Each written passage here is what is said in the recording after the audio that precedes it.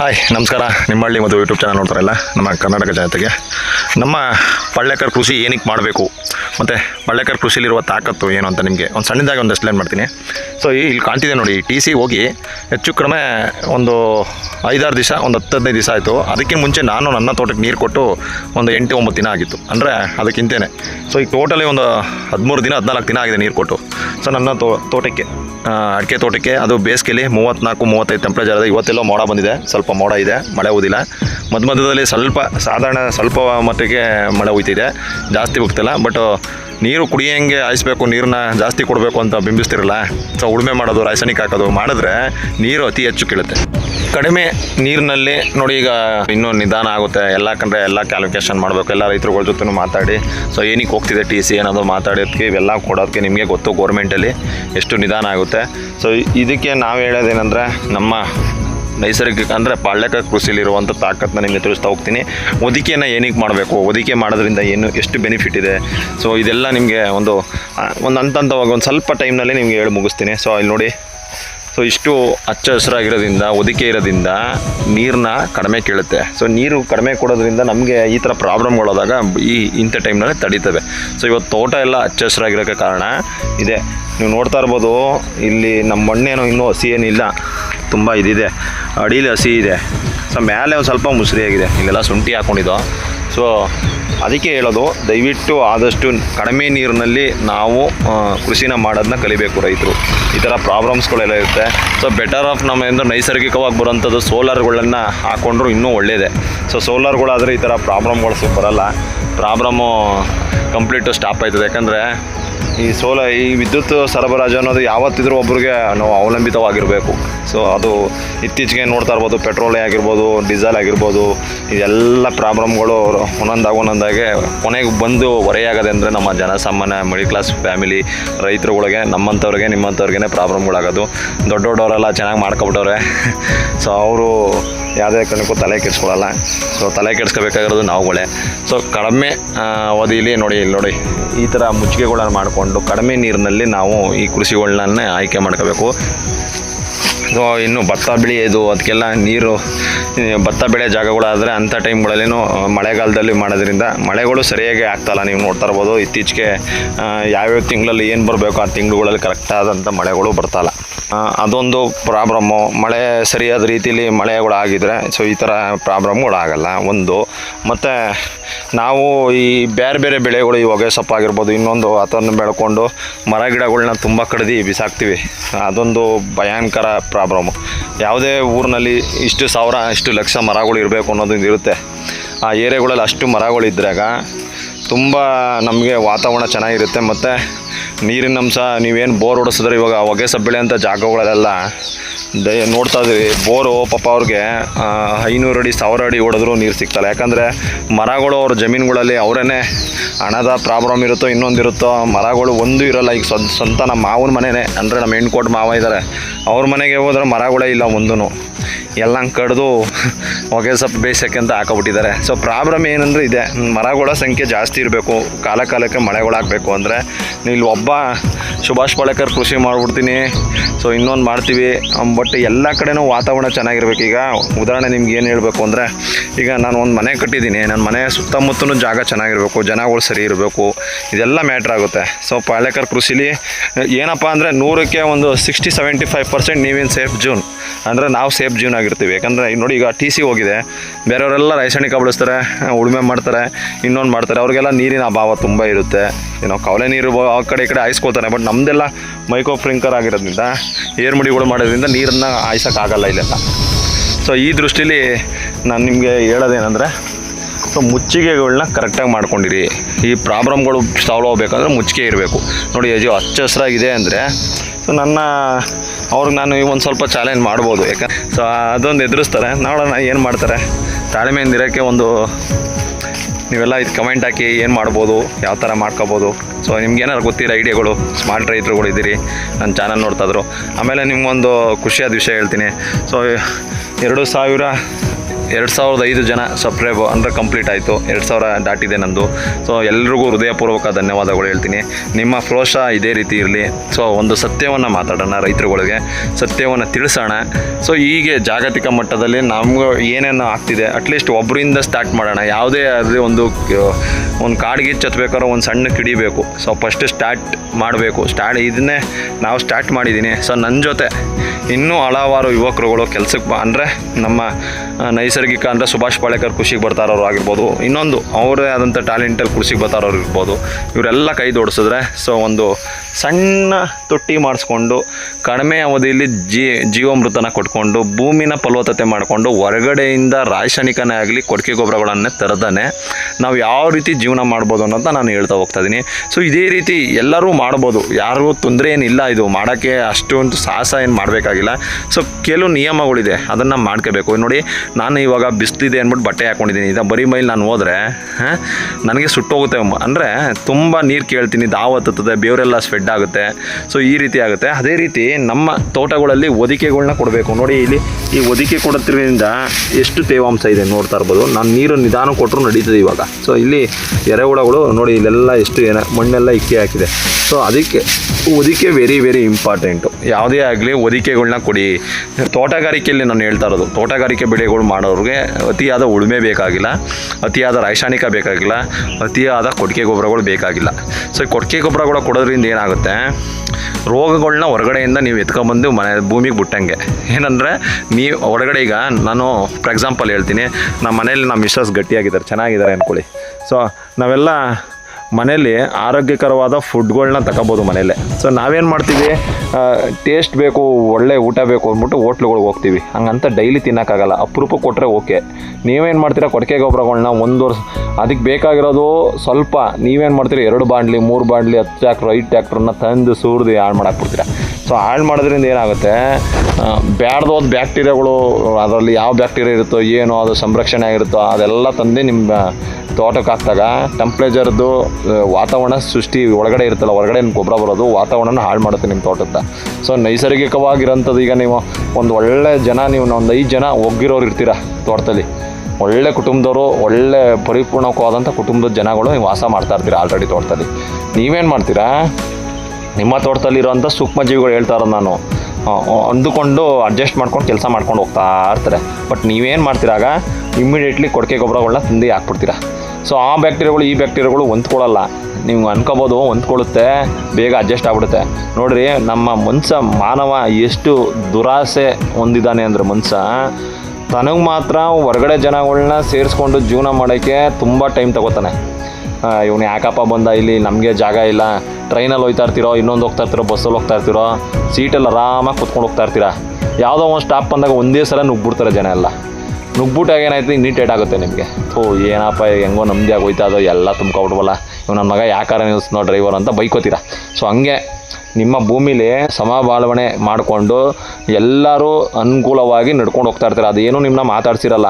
But ನೀವೇನು ಮಾಡ್ತೀರಾ, immediately 2 tractor 3 tractor ಗೋಡೆ ಇರಿಸೋದು, ಅದೇ ಇರಿಸೋದು ಎಲ್ಲ ತಂದು ತುಂಬಿಡ್ತೀರಾ. ಇಲ್ಲಿ ತುಂಬಿದಾಗ ಏನಾಗುತ್ತೆ, ನಿಮ್ಗೇನು ಫೀಲಿಂಗ್ ಆಗುತ್ತೆ, ನಿಮಗಿಂತ 2ರಷ್ಟು ಫೀಲಿಂಗು ಪ್ರಕೃತಿ ಅನುಭವಿಸ್ತದೆ. ಬಟ್ ಅದು ನಿಮ್ಗೆ ಹೇಳ್ಕೊಳಕ್ಕಾಗಲ್ಲ. ಅದ್ರದ್ದು ಯಾವ ರೀತಿ ಹೊರ ಆಗ್ತದೆ ಅಂದರೆ, ಮರಗಳು ಪೀಲ್ ಬಿಡೋದು, ಹರಳು ಉದುರೋದು, ಸುಳಿಗಳು ರೋಗಗಳು ಬರೋದು, ಮತ್ತು ಇನ್ನೊಂದು ಮತ್ತೊಂದು ರೋಗಗಳಿಗೆ ತುತ್ತಾಗಿ ಅತಿಯಾದ ನೀರು ಕೇಳುತ್ತೆ, ಮರಗಳು ಹಾನಿಗಳಿಗಾಗ್ತದೆ, ಸರಿಯಾದ ರೀತಿ ಇಳುವರಿ ಬರಲ್ಲ. ನೀವು ಅನ್ಕೋತಿರ್ತೀರ ನಾವು ಇಷ್ಟು ಗೋಡ್ ಹಾಕಿದ್ದೀವಿ, ಇಷ್ಟು ಕ್ವಿಂಟಲ್ ಜಾಸ್ತಿ ಬಂದ್ಬಿಡುತ್ತೆ ಮುಂದಕ್ಕೆ ಅಂತ. ಆಗ ನೀವೇನು ಮಾಡ್ತೀರಾ, ಹೋಗಿ ರಾಸಾಯನಿಕಗಳನ್ನೂ ಸುರಿತೀರಾಗ. ಆಗ ಯಾರನ್ನಾರ ಹೋಗಿ ಕೃಷಿ ಇಲಾಖೆಯವ್ರನ್ನೋ ಯಾರನ್ನೋ ಮೀಟ್ ಮಾಡ್ತೀರಾ, ಮಣ್ಣು ಪರೀಕ್ಷೆ ಮಾಡಿಸ್ತೀರಾ, ಇದಿಲ್ಲ ಅದಿಲ್ಲ ಅಂತ ಅವ್ರು ಹೇಳ್ತಾರೆ. ನೀವೇನು ಮಾಡ್ತೀರಾ, ತಗೊಬಂದು ಗೊಬ್ಬರಗಳ ಹಾಕ್ತೀರಾ. ಗೊಬ್ಬರಗಳು ಹಾಕೋದು, ಆರ್ಗ್ಯಾನಿಕ್ ತಂದು ಉಯ್ಯೋದು, ಅದು ಉಯ್ಯೋದು ಇದು ಉಯ್ಯೋದು ಎಲ್ಲನೂ ಮಾಡಿಬಿಟ್ಟು ಕೊನೆಗೆ ದುಡ್ಡು ಕಳ್ಕೊಂಡಿರ್ತೀರ. ಹಣವಂತರು ಮಾಡ್ತೀರಪ್ಪ, ಸಿರಿವಂತರು ಇರ್ತೀರ, ಮಿಡಲ್ ಕ್ಲಾಸ್ ಫ್ಯಾಮಿಲಿಯವರು ಏನು ಇರ್ತಾರೆ ಜನಗಳು ಪಾಪ ಕಷ್ಟದಲ್ಲಿರೋರು, ಅವ್ರು ಏನು ಮಾಡ್ತಾರೆ ಹೇಳಿ. ಇದಕ್ಕೆಲ್ಲ ಅರ್ಥ ಮಾಡಿಕೊಂಡು ದಯವಿಟ್ಟು ನೀವು ಈ ಕೃಷಿನ ಒಂದು ಪ್ಲ್ಯಾನ್ ಮಾಡಿ ನೀಟಾಗಿ ತೋಟಗಾರಿಕೆ ಬೆಳೆಗಳಲ್ಲಿ ಅನುಕೂಲವಾಗಂಗೆ ಜೀವನ ಮಾಡೋಕ್ಕೆ ಏನೇನು ಬೇಕು, ಯಾವ ಮರಗಳು ಹಾಕಿದ್ರೆ ನಮ್ಮ ಮುಂದಕ್ಕೆ ಜೀವನ ಮಾಡ್ಬೋದು ಅನ್ನೋದು ಒಂದು ಅದ್ಭುತವಾದಂಥ ಕೃಷಿಯನ್ನು ಮಾಡ್ಬೋದು. ಇದೆಲ್ಲ ಕಡಿಮೆ ಕಾಸ್ಟಲ್ಲಿ ಮಾಡ್ಕೋಬೋದು. ಸೊ ಯಾರು ಚಿಕ್ಕ ಇಳುವರಿ ದಾರಿ ಇರ್ತಾರೆ, ಚಿಕ್ಕದಾಗಿ ಒಂದು ತೊಟ್ಟಿ ಕಟ್ಕೊಂಡು ಮಾಡ್ಕೋಬೋದು. ಯಾಕಂದ್ರೆ ನಂದು 1 ಎಕರೆ ಇದ್ರೂ ನಾನು ಇದಕ್ಕಿಂತ ಒಂದು 4-5 ವರ್ಷದಿಂದ ನಾನು ಚಿಕ್ಕದಾಗಿ ಮಾಡಿಕೊಂಡು ಪ್ರಾರಂಭಿಕವಾಗಿ ಮಾಡ್ಕೊ ಮಾಡ್ಕೊಂಬಂದಿದ್ದು. ಬಟ್ ಇತ್ತೀಚೆಗೆ ಒಂದು ಸ್ವಲ್ಪ ಜಾಸ್ತಿ ಅಮೌಂಟ್ ಖರ್ಚು ಮಾಡಿ ನಾನು ಒಂದೇ ಸಲ ಶಾಶ್ವತವಾಗಿ ಇರಲಿ, ಚೆನ್ನಾಗಿರಲಿ ಅನ್ನೋಕ್ಕೋಸ್ಕರ ನಾನು ಬದುಕಿರೋವರೆಗೂ ಇರಲಿ ಅಂತ ಕ್ಲೀನಾಗಿ ಮಾಡಿಸ್ಕೊಂಡಿದ್ದೀನಿ. ಯಾಕಂದರೆ ಪದೇ ಪದೇ ನಾವು ಇವೆಲ್ಲ ಮಾಡೋಕ್ಕಾಗಲ್ಲ, ಡಿಸ್ಟರ್ಬ್ ಆಗುತ್ತೆ. ಸೊ ಡಿಸ್ಟರ್ಬ್ ಆಗೋದು ಬೇಡ ಅಂದ್ಬಿಟ್ಟು ಒಂದು ಸ್ವಲ್ಪ ಒಳ್ಳೆ ಕ್ವಾಲಿಟಿ ಫಿನಾಲೆಕ್ಸ್ ಕಂಪ್ನಿದೆಲ್ಲ ಹಾಕ್ಸಿ ನೀಟಾಗಿ ಒಂದು ಒಳ್ಳೆ ತೊಟ್ಟಿ ಕಟ್ಟಿಸಿ ಎಲ್ಲ ಸಿಮೆಂಟ್ ತೊಟ್ಟಿಗಳೆಲ್ಲ ಮಾಡಿಸಿ ನೀಟಾಗಿ ಮಾಡ್ಕೊಂಡಿದ್ದೀನಿ. ಸೊ ಕಡಿಮೆ ಇಳುವರಿದಾರ ಇರೋರು ಪ್ಲಾಸ್ಟಿಕ್ ಡ್ರಮ್ಗಳು, ಇನ್ನೊಂದು ರಿಂಗ್ಗಳು ಇರ್ತವೆ ಕಮ್ಮಿ ರಿಂಗಲ್ಲಿ ಮಾಡಿಕೊಂಡು ನೀವು ಹಂತವಾಗಿ ನಿಮ್ಗೆ ಆದಾಯ ಸ್ಟಾರ್ಟ್ ಆದಾಗ ನೀವು ಮಾಡ್ಕೊಂಬರ್ಬೋದು. ಸೊ ಈ ಥರ ಕೃಷಿಗಳನ್ನ ನೀವು ಆಯ್ಕೆ ಮಾಡಿಕೊಂಡ್ರೆ ನಿಮಗೆ ಹೇಳೋದ್ನಲ್ಲ, ಟಿ ಸಿ ಹೋದ್ರೂ ನೀರು ಸರಿಯಾದ ರೀತಿಯಲ್ಲಿ ನೀರುಗಳು ಸಿಗದೆ ಹೋದರೂ ನಿಮ್ಮ ಭೂಮಿಲಿ ತಡ್ಕೊಳ್ಳುವಂಥ ಶಕ್ತಿ ಇರುತ್ತೆ. ಸೊ ಆ ತಡ್ಕೊಳ್ಳುವಂಥ ಶಕ್ತಿ ಬರಬೇಕು ಅಂದರೆ ನೀವು ಈ ಕೃಷಿನ ಸ್ವಲ್ಪ ಮಟ್ಟಿಗೆ ಅಳವಡಿಸ್ಕೋಬೇಕು. ಸೊ ಮತ್ತು ಎರೆಹುಳ ಸಂಖ್ಯೆಗಳು ಜಾಸ್ತಿ ಆಗುತ್ತೆ, ದಿನನಿತ್ಯ ಓಡಾಟಗಳು ಜಾಸ್ತಿ ಆಗುತ್ತೆ. ಓಡಾಟಗಳಾದಾಗ ಇಂಕೋ ಶಕ್ತಿ, ನೀರನ್ನು ಹಿಡಿದು ನಿಲ್ಲಿಸ್ಕೊಳ್ಳುವಂಥ ಶಕ್ತಿ ಜಾಸ್ತಿ ಆಗುತ್ತೆ. ಬೇರಿಗೆ ಗಾಳಿ ಆಡುವ ವ್ಯವಸ್ಥೆ ಎರೆಹುಳು ಇದ್ದರೆ ಆಗುತ್ತೆ. ಇಳುವರಿಯು ಆಟೋಮೆಟಿಕ್ಕಾಗಿ ಆಗುತ್ತೆ. ನೀವು ಮಾಡಬೇಕಾಗಿರೋದು 15 ದಿನಕ್ಕೊಮ್ಮೆ ಜೀವಾಮೃತವನ್ನು ಕರೆಕ್ಟಾಗಿ ಕೊಟ್ಕೊಬಂದ್ರೆ ಸಾಕು. ಸೊ ಇದು ನಮ್ಮ ಪಳ್ಳೆಕರವರು ಹೇಳುವಂಥದ್ದು. ಸೊ ಪಳ್ಳೆಕರವರು ಇದಕ್ಕೆ ಒತ್ತು ಕೊಟ್ಟಿದ್ದಾರೆ, ಸುಭಾಷ್ ಪಳ್ಳೆಕರ್ ಅವರು ಇದಕ್ಕೆ ಸಾಮಾನ್ಯವಾಗಿ ಒದಿಕೆ ಮತ್ತು ತೇವಾಂಶವನ್ನು ಕಾಪಾಡ್ಕೊಳ್ಳೋಕ್ಕೆ ಒದಿಕೆ ವೆರಿ ವೆರಿ ಇಂಪಾರ್ಟೆಂಟ್. ಒದಿಕೆ ಮಹತ್ವವನ್ನು ನಿಮಗೆ ಸಣ್ಣದಾಗಿ ನಾನು ಎಕ್ಸ್ಪ್ಲೈನ್ ಮಾಡಿದ್ದೀನಿ. ಸೊ ನೋಡಿ, ಇಷ್ಟು ದೊಡ್ಡ ಮರಗಳು ಎಲ್ಲ ಈಗ ನೀರು ಕೊಟ್ಟು ಹೆಚ್ಚು ಕಡಿಮೆ 15 ದಿನ ಆಗಿದೆ.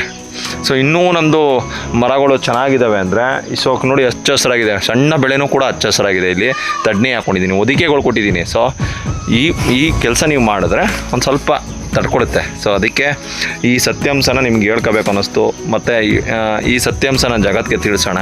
ಸೊ ಎಲ್ಲ ಯುವಕರುಗಳು ಇದಕ್ಕೆ ಕೈದೋಡಿಸಿ, ಹೊಸ್ದಾಗಿ ಬರ್ತಾರಂಥ ಕೃಷಿಗಳನ್ನ ಕೈದೋಡಿಸಿ, ಮತ್ತು ಕೃಷಿನ ಎಂಜಾಯ್ ಮಾಡ್ತಾ ಸಂತೋಷವಾಗಿ ಪ್ರಕೃತಿ ಜೊತೆ ನೀವು ಇದ್ದು ನಿಮ್ಮ ಆರೋಗ್ಯನ ಕಾಪಾಡಿಕೊಂಡು ಸಂತೋಷವಾಗಿ ಜೀವನ ಮಾಡಿ. ಕೋಟಿಗಟ್ಟಲೆ ಹಣ ಮಾಡ್ತೀರಾ, ಆಸ್ತಿ ಮಾಡ್ತೀರಾ, ಸೈಟ್ ಮಾಡ್ತೀರಾ, ಒಳ್ಳೆ ಐಷಾರಾಮಿ ಕಾರ್ ತಗೊಳ್ಳಿ, ಏನೂ ತೊಂದರೆ ಇಲ್ಲ ಮಾಡಿ. ಬಟ್ ಪ್ರಕೃತಿಗೆ ಅದರದೇ ಆದಂಥ ಸ್ಥಾನಮಾನ ಇದೆ, ಅದಕ್ಕೂ ಗೌರವ ಕೊಡಿ.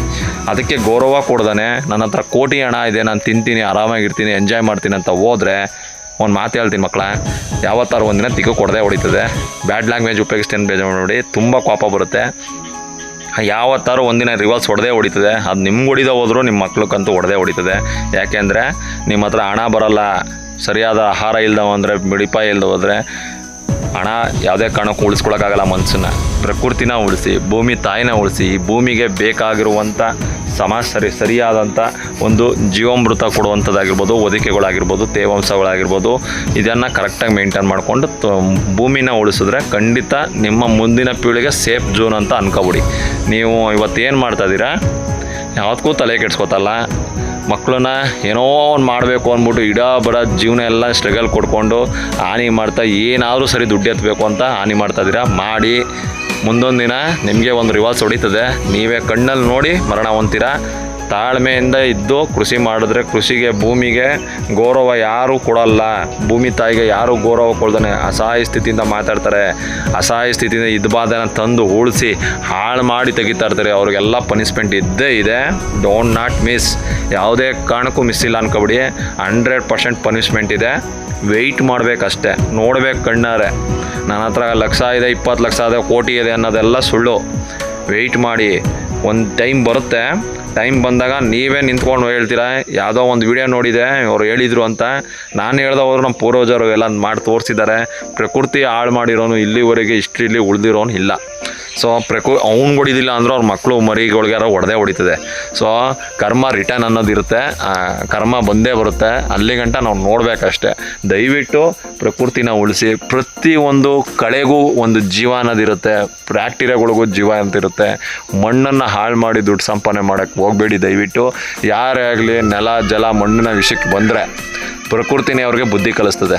ಯಾರ್ಯಾರು ಬುದ್ಧಿ ಕಲಿಸ್ಬೇಕಾಗಿಲ್ಲ. ನೆಲ ಜಲ ಮಣ್ಣು ವಿಷಯಕ್ಕೆ ಬಂದರೆ ಯಾವತ್ತೂ ದೇವರು ಸಂಸಲ್ಲ. ಪರಮಾತ್ಮ ಅಂತ ನೀವೇನಂತೀರಿ, ಪರಮಾತ್ಮನೇ ಪ್ರಕೃತಿ ಕಣ್ರಿ. ಈ ಪ್ರಕೃತಿನಲ್ಲೇ ದೇವ್ರು ಕಾಣಬೇಕು. ನೀವು ಗಾಳಿನ ಹಿಡ್ಕೊಳಕ್ಕಾಗಲ್ಲ, ಹಿಡಿಯೋಕ್ಕಾಗುತ್ತೆ, ಆದರೂ ಉಸಿರಾಡ್ತಾ ಇದ್ದಾರೆ, ಕಣ್ಣಿಗೂ ಕಾಣಲ್ಲ. ಎಷ್ಟು ಚೆನ್ನಾಗಿ ಉಸಿರಾಡ್ಕೊಂಡು ಜೀವನ ಮಾಡ್ತಾಯಿದ್ದೀವಿ. ಅದೇ ಗಾಳಿನೇ ದೇವರು. ಆ ಗಾಳಿಗೆ ವಿಷ ಹಾಕಬೇಡಿ. ಒಂದು ಇನ್ನು ಬೆಳಕನ್ನು ನಾವು ಇಟ್ಕೊಳಕ್ಕಾಗಲ್ಲ, ಅದು ದೇವರು, ಅದನ್ನು ಪ್ರೀತಿಸಿ ಚೆನ್ನಾಗಿ. ಇನ್ನು ಈ ಮರಕ್ಕೆ ಯಾರೋ ಅನ್ನ ಕೊಡ್ತಾ ಇದ್ದಾರೆ, ಅದು ನಮ್ಮ ಕಣ್ಣು ಕಾಣಲ್ಲ, ಅದನ್ನು ಪ್ರೀತಿಸಿ. ದಯವಿಟ್ಟು ನೀವು ತಗೊಬನ್ನಿ ಅಂತ ಕೇಳಲ್ಲ. ಅದು ನೀವು ನಿಮ್ಮ ಭೂಮಿಗೆ ಈಚೆ ಬಂದಾಗ ನಿಮ್ಮನ್ನ ಯಾರು ನೀವು ಏನಾದ್ರು ಕೇಳಿರ್ತೀರಾ, ನೀವು ಈಚೆ ಬಂದಾಗ ನಿಮಗೆ ಬುದ್ಧಿ ಬಂದಾಗ ಎಲ್ಲ ನೀವೇ ದುಡಿಯೋಕ್ಕೆ ಸ್ಟಾರ್ಟ್ ಮಾಡ್ತೀರಾ. ಸೊ ಫಾರ್ ಎಕ್ಸಾಂಪಲ್ ನಾನೀಗ ನಮ್ಮ ಅಪ್ಪ ಅಮ್ಮ ನನ್ನ ಬೆಳೆಸೋರು, ದಪ್ಪ ಮಾಡಿದ್ರು, ಎಲ್ಲ ಮಾಡಿದ್ರು. ಬೈ ಚಾನ್ಸ್ ಅವ್ರು ಏನಾರು ಆಗಬಾರ್ದು, ಏನಾರು ಆಗಿ ತೀರ್ಕೊಂಡ್ರು ನನ್ನ ಜೀವನ ಮಾಡಲೇಬೇಕು, ನಾನು ಸ್ಟ್ರಗಲ್ ಮಾಡಲೇಬೇಕು, ನಾನು ನಮ್ಮ ಬದುಕಕ್ಕೆ ಏನಾದರೂ ಒಂದು ಮಾಡಲೇಬೇಕು. ಸೊ ಮಾಡಿದಾಗ ಯಾರಿಗೂ ತೊಂದರೆ ಕೊಡ್ದಾನೆ ಒಳ್ಳೆ ರೀತಿಲಿ ಜೀವನ ಮಾಡ್ಕೊಂಡು ಹೋದಾಗಲೇ ನಾವು ಏನಾದರೂ ಒಂದು ಮಾಡೋಕ್ಕಾಗೋದು. ದಯವಿಟ್ಟು ಆ ನಿಟ್ಟಿನಲ್ಲಿ ವರ್ಕ್ ಮಾಡಿ. ನನಗೆ ತಿಳಿದಿದ್ದ ಸ್ವಲ್ಪ ಈ ಕೃಷಿ ಅಳವಡಿಸ್ಕೊಂಡಿರೋದ್ರಿಂದ, ಅಂದರೆ ನೈಸರ್ಗಿಕ ನಮ್ಮ ಪಾಳ್ಯಕರ್ ಕೃಷಿ ಅಳವಡಿಸ್ಕೊಂಡಿರೋದ್ರಿಂದ ಅವರು ತಿಳಿಸಿರುವಂಥ ಕೆಲವು ವಿಷಯಗಳನ್ನ ನಿಮಗೆ ಹಂಚ್ಕೊಂಡಿದ್ದೀನಿ. ಯಾರೂ ಬೇಜಾರು ಮಾಡ್ಕೋಬೇಡಿ. ಹಣ ಮಾಡೋಕ್ಕಿಂತ ಹೆಚ್ಚಾಗಿ ಪ್ರಕೃತಿನ ಪ್ರೀತಿಸಿ, ಪ್ರಕೃತಿ ಜೊತೆ ಬದುಕಿ ಅಂತ ಹೇಳ್ತಾ, ಜಮೀನಿರೋರು ನಾನು ಒಂದೆರಡು ಮಾತು ಹೇಳ್ತೀನಿ. ನೀವು ಪ್ರಕೃತಿಯಿಂದ ಬದುಕಿ ಅದರಲ್ಲಿ ಬರುವಂಥ ಉತ್ಪಾದಗಳನ್ನ, ಹಣ್ಣುಗಳು, ತರಕಾರಿಗಳು ಏನೇ ಬೆಳೆದ್ರು ನೀವು ಚೆನ್ನಾಗಿ ತಿಂದು, ನಿಮ್ಮ ಮಿಕ್ಕಿದ್ದ ಸಿಟಿಲಿರೋವಂಥ ಹಣ ಅಂದರೆ ಯಾರಿಗೂ ಏನು ಇಲ್ದೋದಂಥವ್ರಿಗೆ ಒಳ್ಳೆ ವಿಷಮುಕ್ತವಾದಂಥ ಆಹಾರನ ಅವ್ರಿಗೂ ಕೊಡಿ ಅಂತ ಹೇಳ್ತಾ ನಾನು ಎರಡು ಮಾತು ಮುಗಿಸ್ತೀನಿ. ಹಾಗೆ ಈ ಚಾನಲ್ನ ನೋಡ್ತಾ ಇರೋರು ದಯವಿಟ್ಟು ಸಬ್ಸ್ಕ್ರೈಬ್ ಮಾಡಿ, ಆಮೇಲೆ ಈ ವಿಡಿಯೋಗಳನ್ನ ಅತಿ ಹೆಚ್ಚು ಶೇರ್ ಮಾಡಿ. ಒಳ್ಳೆ ವಿಷಯಗಳನ್ನ ಮಾತಾಡೋಣ, ಸತ್ಯವನ್ನು ತಿಳಿಸೋಣ. ಸತ್ಯವನ್ನು ಬಿಟ್ಟು ಬೇರೆ ಏನು ಹೇಳೋದು ಬೇಡ. ಇದಕ್ಕಿಂತ ಸತ್ಯ ಹೇಳಿಲ್ಲ ಅಂದ್ರೆ ಕೃಷಿಲಿ ಇಲ್ಲಿ ಕೊಂಡು ನಾವು ಇದನ್ನು ಹೇಳ್ತಾ ಇರೋದಲ್ಲ, ನೈಜತೆಯನ್ನು ನನ್ನ ತೋಟದಲ್ಲೇ ಹೇಳ್ಬೇಕು ನಿಮಗೆ ಅಂದ್ಬಿಟ್ಟು ಇದು ಸ್ಟುಡಿಯೋ, ಇದೇನು ನಮ್ಮದು ಸ್ಟುಡಿಯೋ ನೋಡಿ. ಸೊ ಇಲ್ಲಿ ಮೇಲೆ ಕೂತ್ಕೊಂಡು ಮಾತಾಡ್ತಾ ಇರ್ತೀನಿ, ನೋಡ್ಬೋದು ಹಳೆ ವಿಡಿಯೋಗಳೆಲ್ಲ. ಇಲ್ಲೇ ತಿಳಿಸೋಣ ನಿಮಗೆ ಏನಿದೆ ಈ ಪರಿಸರದಲ್ಲಿ ಆಗುವಂಥ ಚಟುವಟಿಕೆಗಳನ್ನ.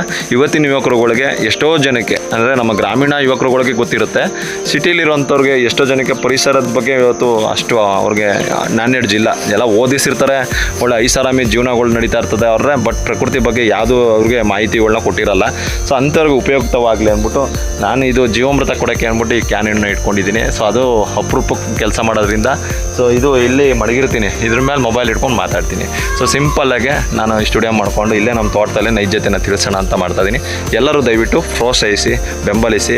ನಿಮ್ಮ ಪ್ರೋತ್ಸಾಹ, ನಿಮ್ಮ ಒಂದು ಸಬ್ಸ್ಕ್ರೈಬ್ ಒಂದು ನಾಟಿ ಹಸು ಉಳಿವಿಗೆ ಒಂದು ಅಡಿಪಾಯ ಆಗ್ತಂಗೆ. ಯಾಕಂದರೆ ನಾಟಿ ಹಸುಗಳ ಪ್ರಾಮುಖ್ಯತೆನ ಎಳೆಯಾಗಿ ತಿಳಿಸ್ತಾ ಹೋಗ್ತಾ ಇದ್ದೀನಿ. ನೀವು ನೋಡ್ಬೋದು, ಸಾಲ್ಟ್ ವೀಡಿಯೋಗಳಾಗಿರ್ಬೋದು, ಆಮೇಲೆ ನಮ್ಮ ವೀಡಿಯೋಗಳ ಲಾಂಗ್ ವೀಡಿಯೋಗಳಾಗಿರ್ಬೋದು, ಕಂಪ್ಲೀಟ್ ಎಲ್ಲ ಅದ್ಭುತವಾಗಿ ತಿಳಿಸ್ತಾ ಹೋಗ್ತೀನಿ. ಎಲ್ಲರೂ ಸಬ್ಸ್ಕ್ರೈಬ್ ಮಾಡಿ ಅಂತ ಹೇಳ್ತಾ ಎರಡು ಮಾತು ಮುಗಿಸ್ತೀನಿ. ಜೈ ಗೋಮಾತೆ, ಜೈ ಸುಭಾಷ್ ಪಾಳೇಕರ್.